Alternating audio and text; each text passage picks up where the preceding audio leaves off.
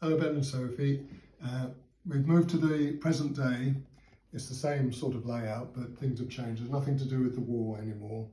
And I'll just point out something I forgot last time. This is the goods shed.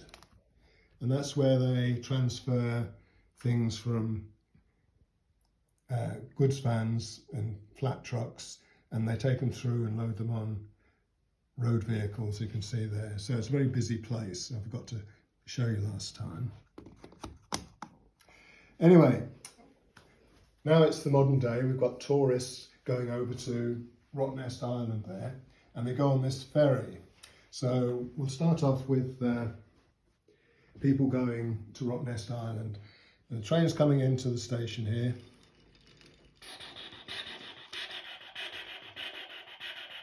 I think these should be down just for safety, don't you? There we go. Stops there. And the people get out, they go down the steps, they get in the buses because they've got a coach service to the ferry. Of course, the train can't get that close.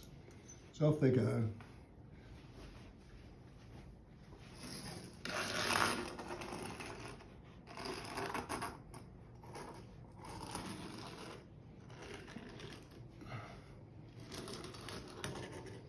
And they get off there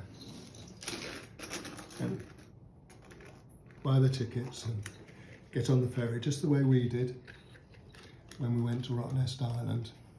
Oops. And ferry loads up with people and off it goes. Boop. That's its funnel whistle going. Boop. Off it goes. Chug, chug, chug, chug, chug. There's a bit of an old ferry, and something is happening in the engine room. It's getting overheated, and suddenly it catches fire before it even gets to the island. And there's a big plume of smoke coming off out of the ferry. See all that smoke? And it's an emergency, so they phone the headquarters of the emergency services. You can see that with all the helicopters and the ambulances and fire engines, and they've got to do something pretty quickly. Now, they're getting the fire under control. Out comes the fire boat here. This is a special fire boat. Those are hoses or nozzles that point water at the fire. And this one is a hovercraft fire boat with a great big nozzle there to blast water at the fire. So they're dealing with it, and everyone seems to be all right. They've been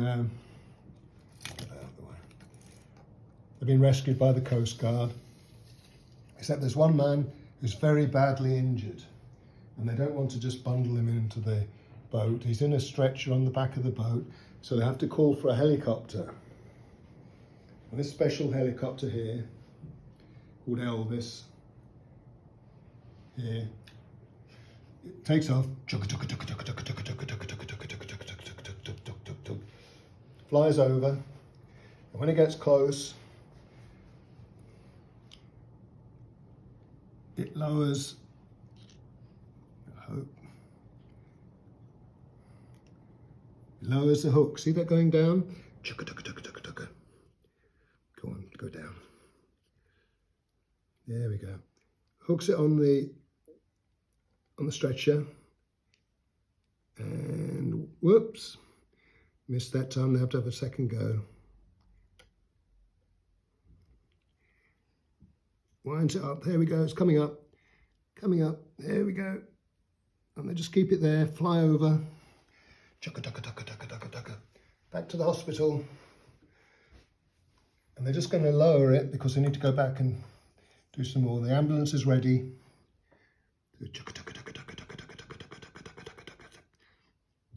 Lowering, there we are. And he gets in there and off to the hospital and goes, vroom.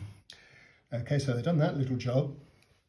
And by now the fire's out, and the fire boats can go back to where they belong. This is the hovercraft, so it goes up on the concrete like that. That's what hovercraft do.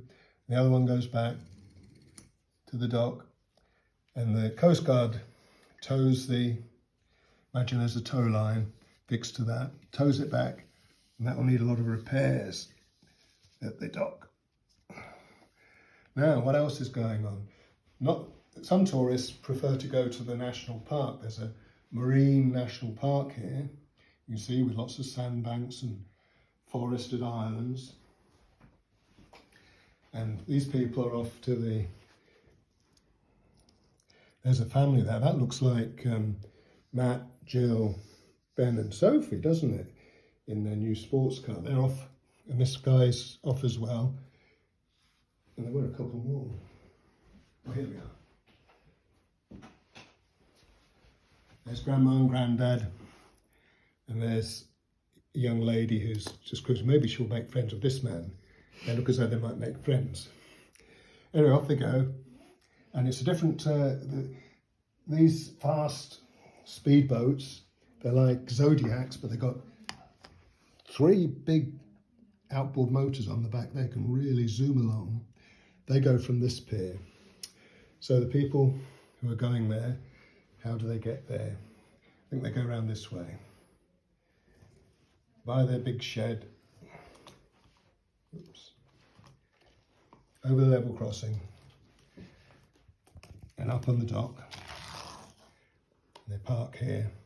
And the other ones do the same. I won't do it all the same. And they've got the tickets.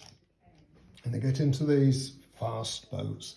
And they zoom off for an adventure looking at the marine park. They might see some whales or sharks or all sorts of things. Off it goes, very fast.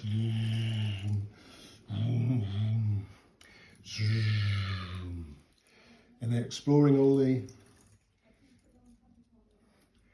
inlets, but there's something they weren't expecting this time. Suddenly there are saltwater crocodiles, great big ones. They didn't expect that. And this one jumps out onto the boat. There's another one here. And the people are terribly frightened. And the man loses control and it crashes into a sandbank. And all the crocodiles come round looking for someone to eat. And they're all frightened. They're screaming and frightened because of these huge crocodiles, saltwater crocodiles. This one, he can't do much. He tries to frighten them off, but he goes back to raise the alarm. And the Coast Guard comes out and he says, I think the best thing to do is get that fireboat. That's something we could, with that high pressure hose, we could squirt them away. Whoosh, without hurting them too badly. Whoosh, whoosh. The Coast Guard comes in and he helps get that back in the water. And they're going to get away. Ooh, and they just make it back to the harbour, somewhere where they can tie up. These go back. And the Coast Guard goes back and checks everyone's all right. And the crocodiles, they say to themselves, we missed a good dinner there. I was looking forward to eating those tourists. Have to be next time. That's the end of that little story. Bye-bye.